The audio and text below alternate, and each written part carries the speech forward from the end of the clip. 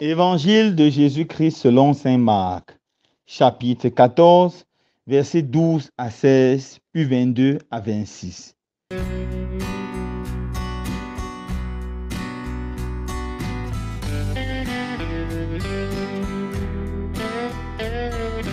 Le premier jour de la fête des pains sans levain, où l'on immolait l'agneau pascal, les disciples de Jésus lui disent: où veux-tu que nous allions faire les préparatifs pour que tu manges la Pâque? Il envoie 2 de ses disciples en leur disant: allez à la ville. Un homme portant une cruche d'eau viendra à votre rencontre. Suivez-le, et là où entrera, dites au propriétaire: le maître te fait dire, où est la salle où je pourrais manger la Pâque avec mes disciples? Il vous indiquera à l'étage une grande pièce aménagée et prête pour un repas. Faites-y pour nous les préparatifs. Les disciples partirent, allèrent à la ville. Ils trouvèrent tout comme Jésus leur avait dit et ils préparaient la Pâque. Pendant le repas, Jésus, ayant pris le pain et prononcé la bénédiction, le rompit, le leur donna et dit: prenez, ceci est mon corps. Puis, ayant pris une coupe et ayant rendu grâce, il la leur donna, et ils en burent tous. Et il leur dit: ceci est mon sang, le sang de l'alliance versé pour la multitude. Amen, je vous le dis, je ne boirai plus du fruit de la vigne jusqu'au jour où je le boirai nouveau dans le royaume de Dieu. Après avoir chanté les psaumes, ils partirent pour le mont des Oliviers. Acclamons la parole de Dieu. Louange à toi, Seigneur Jésus.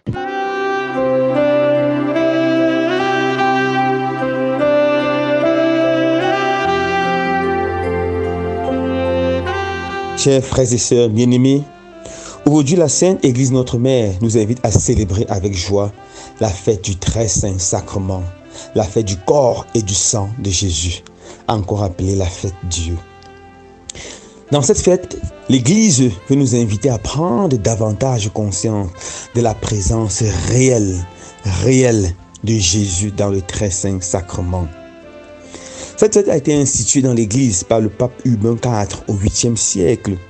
Et il a institué cette fête autour d'une grande controverse, ce qu'on appelle la controverse de Béranger. Béranger, c'était un grand théologien qui a commencé à propager une doctrine fausse. Jésus n'est pas totalement présent dans l'Eucharistie. Voilà sa doctrine. Et pour lui, c'est impossible que Jésus soit présent dans l'Eucharistie, car Jésus est Dieu. Il est totalement, entièrement Dieu. Comment Dieu peut se faire esclave dans un bout de pain? Il a commencé à enseigner cela. Et cette doctrine a commencé à se répandre dans le monde occidental. C'est alors que, après grande réflexion, le pape Urbain sort une note très belle, intitulée Transitorus. Et dans cette note, il institue la fête du très saint sacrement. Et je vous cite un petit passage de cette lettre. Il dit: il est juste néanmoins, pour confondre la folie de certains hérétiques, qu'on rappelle la présence du Christ dans le très saint sacrement. Qu'on rappelle la présence du Christ dans le très saint sacrement. Voilà le but de cette fête. Si à la fin de cette fête, au sortir de cette fête, chacun de nous a grandi un peu dans sa foi, la présence de Jésus dans le saint sacrement, dans l'hostie consacrée, alors les objectifs ont été atteints. Premièrement, prenons l'évangile. Dans l'évangile de ce jour, on voit Jésus le jeudi saint. Pendant le repas pascal ordinaire, il fait un rite différent. Au milieu du repas, il prit du pain, le rompit, le donna à ses disciples en leur disant: prenez et mangez-en tous. Ceci est mon corps. Ceci est mon corps. Jésus ne dit pas: ceci est une représentation de mon corps, ou un signe de mon corps, ou un symbole de mon corps. Jésus dit: ceci est totalement, entièrement mon corps. Puis à la fin du repas, il prit la coupe remplie de vin. Après avoir fait la bénédiction, il la donna à ses disciples en disant: prenez et buvez-en tous. Ceci est mon sang, versé pour vous et pour la multitude. Ce n'est pas une représentation de mon sang, c'est mon sang. Comment est-ce qu'on doit comprendre ce geste de jeudi saint? Le jeudi saint, Jésus a fait de façon sacramentale ce qu'il fera le vendredi saint de façon sanglante. C'est le même mystère qui est réalisé le jeudi saint et le vendredi saint. La seule différence est sur la forme.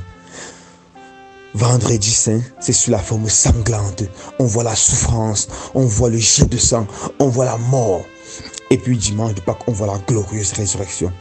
Jeudi saint, on voit juste du pain, on voit juste du vin, mais c'est la même chose. La passion est vécue. La résurrection est vécue. Et pendant toutes les messes, frères et sœurs bien-aimés, on vit l'événement pascal, la mort de Jésus. Jésus qui se donne totalement, entièrement pour nous. Et on vit également la résurrection du Christ. Oui, mes frères et sœurs bien-aimés, nous devons croire totalement à cela. Jésus est présent dans l'Eucharistie. Jésus est présent dans le pain et dans le vin consacré. Il y a beaucoup de miracles eucharistiques qui nous montrent la présence du Christ dans l'Eucharistie. On connaît le miracle de l'anciano. Un prêtre catholique célébrait la messe et s'est mis à douter. Lorsqu'il s'est mis à genoux, il s'est levé. Il a constaté, il a vu une grosse boule une chair, la chair sanglante. Lorsqu'il a commencé à paniquer, Jésus lui a parlé dans son cœur. Et Jésus lui a dit, mon ami, c'est parce que si je me présente de cette forme, tu n'auras pas le courage de me manger. Et après avoir fait les analyses, on s'est rendu compte que c'était la chair du cœur humain, groupe sanguin en B. Jésus est présent dans l'Eucharistie. Jésus est vraiment présent dans l'Eucharistie, mes frères et sœurs bien-aimés. Alors, pour avoir toutes les grâces, nous devons bien vivre la messe. Comment devons-nous vivre la messe?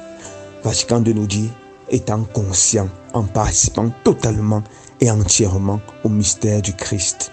Oui, mes frères et sœurs bien-aimés, nous devons éviter tout ce qui nous distrait dans la messe. Arriver en retard à la messe, utiliser le téléphone pendant la messe, bavarder, ne pas faire signe de foi, recevoir l'Eucharistique sans une attitude d'adoration, de louange, de respect, de vénération. Voilà ce qui nous empêche de vivre, de puiser toutes les grâces de l'Eucharistie. Deuxièmement, Jésus prolonge sa présence dans l'adoration du Saint-Sacrement. Le Saint-Sacrement, qui est consacré par la messe, est conservé dans les tabernacles, dans nos églises. Et dans presque toutes nos paroisses, il y a un jour d'adoration où Jésus est exposé. Voilà une bénédiction inouïe pour nous les chrétiens. Trouvons le temps, frères et sœurs bien-aimés, pour aller nous mettre à genoux au pied de Jésus dans le tabernacle, ou aller dans nos paroisses lorsque le Saint-Sacrement est exposé. Et pendant ces moments forts, contemplons Jésus. Laissons Jésus nous transformer de l'intérieur. Le curé d'Ars, le saint curé d'Ars, prenait de longues heures devant le tabernacle chaque jour. Il contemplait Jésus. Et les gens demandaient, mais qu'est-ce que tu fais? Qu'est-ce que tu fais pendant ces longues heures? Qu'est-ce que tu dis? Il dit, je ne dis rien. Je n'ai pas besoin de dire quelque chose. Je le regarde. Il me regarde. Je l'aime. Il m'aime. Je l'aime. Il m'aime. Voilà la puissance de l'Eucharistie, de l'adoration. Imaginez quelqu'un qui passe toute une journée au travail, au champ, dans la pluie, et rentre le soir chez lui ayant froid, mouillé. Après avoir pris un bon bain, il se met là devant le feu. Il s'assoit devant le feu. Et le feu fait son travail. Après quelques temps, il commence à ressentir la chaleur. Il commence à ressentir bien. Voilà ce que Jésus fait dans l'Eucharistie. Il nous fait nous sentir bien. Il nous fait faire l'expérience de son amour. L'adoration eucharistique a également fait beaucoup de miracles dans l'histoire de l'Église. On a vu des églises qui ont été brûlées, totalement brûlées. On est revenu retrouver l'hostie authentique. Sainte Claire, une fois, a invité ses sœurs à faire confiance au Seigneur. Un groupe de méchants venait détruire le couvent, saccager tout. Elle a pris l'hostie, elle allait se mettre à l'entrée du couvent avec toutes ses sœurs en prière. Ils sont arrivés, personne n'a pu entrer. Le Seigneur les avait immobilisés, paralysés. C'est ça la force du Seigneur. Mais nous avons besoin de croire en cela. Que le Seigneur nous donne tous en ce jour de prendre davantage conscience de sa présence dans le Saint-Sacrement. Que le Seigneur nous donne de venir toujours à cette source puisée, guérison, libération, délivrance. Car dans l'Eucharistie, c'est le même Jésus qui il y a 2000 ans faisait les miracles, qui il y a 2000 ans chassait les démons, ressuscitait les morts, faisait toutes sortes de biens. C'est lui que nous rencontrons dans l'Eucharistie.